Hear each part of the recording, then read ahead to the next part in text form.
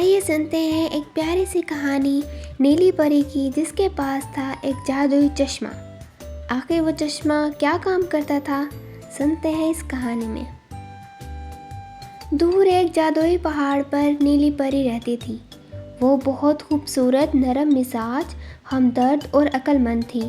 اس کے پاس ایک جادوئی چشمہ تھا جس میں صرف وہی بچے اپنی جھلک دیکھ سکتے تھے جو دل سے نیک، سچے اور مہربان ہوں۔ ایک دن گاؤں سے ایک ننھی بچی ثانیہ اس پہاڑ پر پہنچی۔ وہ پری سے ملنا چاہتی تھی اور ایک خواہش مانگنا چاہتی تھی۔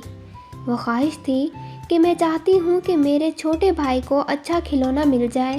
وہ بہت اداس ہے، جب اس کو کھلونا مل جائے گا تو بہت خوش ہو جائے گا۔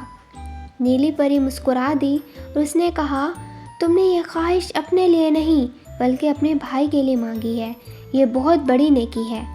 پھر نیلی پری ثانیہ کو جادوئی چشمے پر لے گئی اور کہا کہ اب آنکھیں بند کرو اور دل سے سوچو۔ اگلے پل ثانیہ کے ہاتھ میں خوبصورت کھلونا تھا اور ساتھ ایک چمکتی ہوئی چٹھی بھی، جس پر لکھا تھا، تم جیسی نیک دل بچی دنیا کو روشن کرتی ہے۔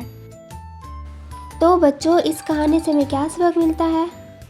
جب ہم دوسروں کے لیے بھلا سوچتے ہیں تو کائنات بھی ہمارے لیے کچھ خاص کرتی ہے۔